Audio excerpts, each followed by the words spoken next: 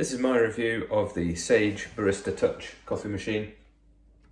There's a number of machines available at this sort of price point, and so I'm going to just talk you through some of the features and why I chose this machine in the first place, and what the pros and cons are.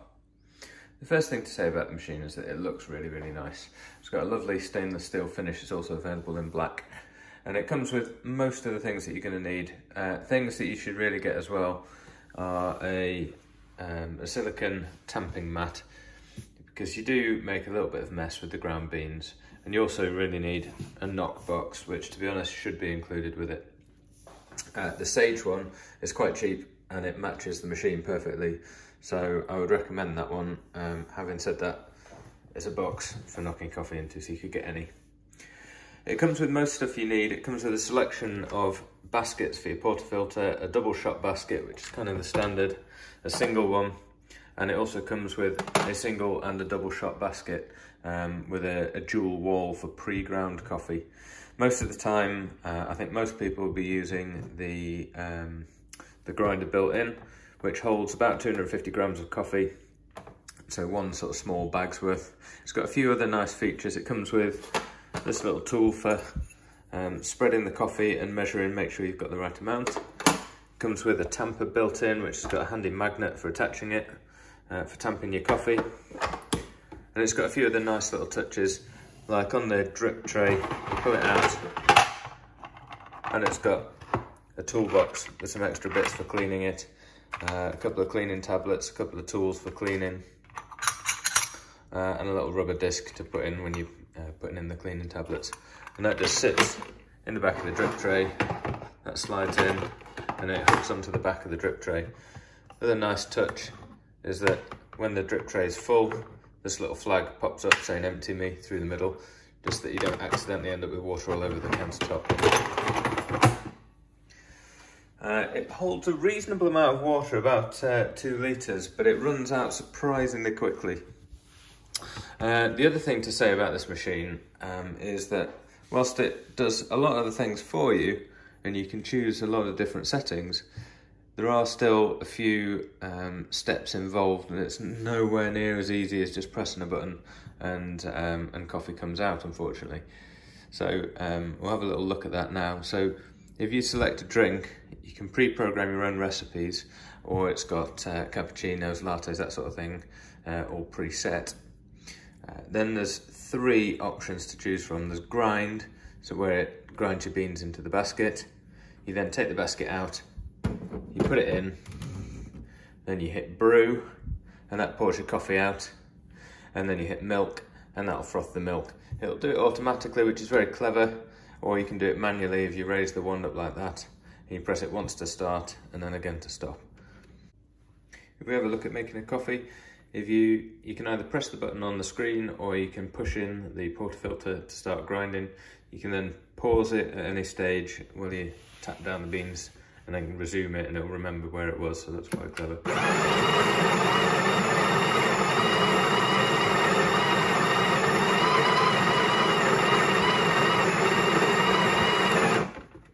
If you stop halfway through, then it lets you even out the beans.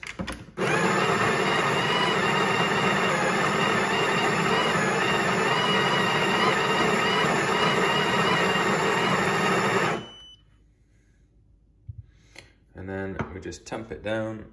I'll just spread it out a little bit first. It's easier when you've got 2 hands, to be honest.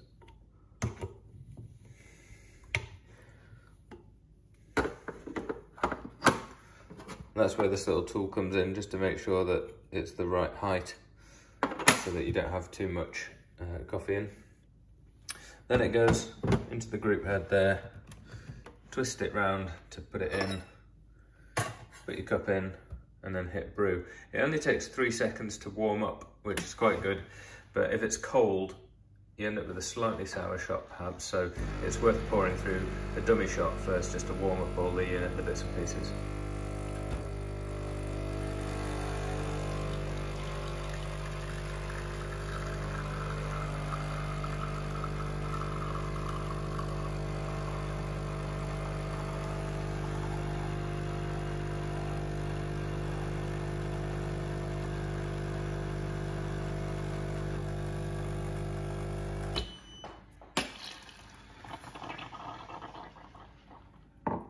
That gives you coffee, and then for your milk, put the jug in.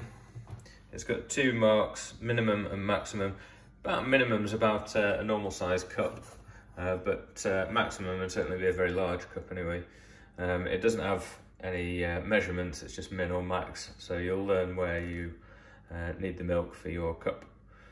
And then it allows you to adjust the frothiness and the temperature of the milk. And then you hit brew, or hit froth rather, and it does it all for you.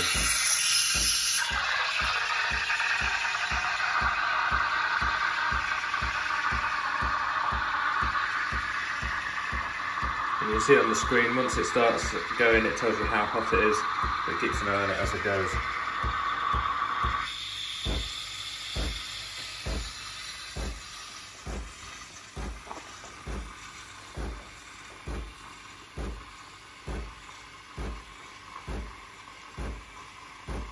It does an alright job of frothing the coffee, the milk rather, but it's better to do it manually if you want to do latte art and stuff, because you get a finer microfoam if you do it yourself, which I'll show you in another video.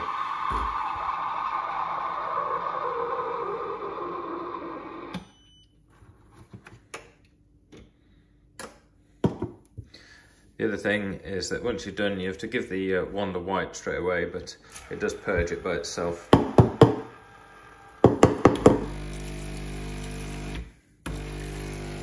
And then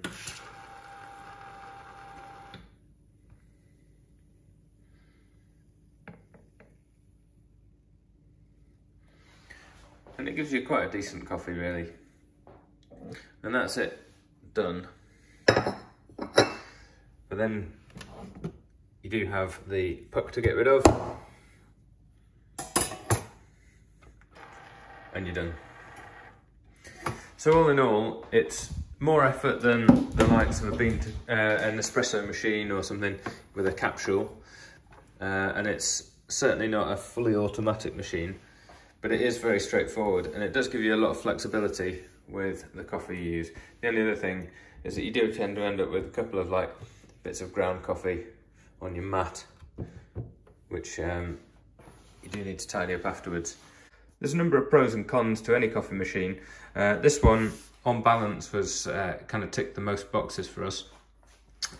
But in terms of cons, it's got only a single boiler, which means that it's either boiling water for espresso or it's doing it for the milk, so you can't prepare the milk and the coffee at the same time. You have to do one and then the other. So that's worth bearing in mind. To get the Sage equivalent with a dual boiler, you're either looking at the Sage dual boiler, which lacks the touchscreen and some of the automatic features of this one, or you're looking, if you want the same features, then you're looking at the Oracle Touch, which is significantly more expensive. So this is a bit of a compromise on price and features, but it does give you a lot of features for quite a reasonable price.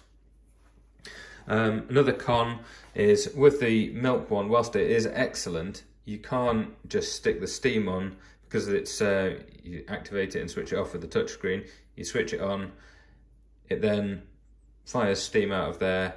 When you're done, you hit the button to stop it again, and it won't do anything until you've lowered the wand, it's purged itself, and then it's good to go again. Ideally, with milk preparation, if it's done manually, you want to be able to give it a blast of steam just to clear the end of the nozzle first, and then go, and it doesn't quite allow you to do that.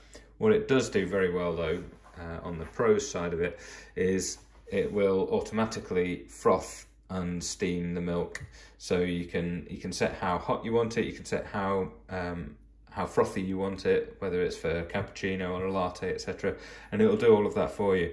And all you do is you just stick the mug in, the jug of milk in there. It's got a little temperature sensor here, which it keeps an eye on the temperature of the milk, and it'll get it up to the temperature with the correct level of frothiness for whatever drink you're making, and it'll do that all for you, which is very good. If you want to do it manually, then you can flip it up, and then it'll do it manually. As I say, it's start and stop to switch the milk on and off, to switch the steam on and off from the milk wand, and that does it really quite well. You can get a really fine microfoam on there.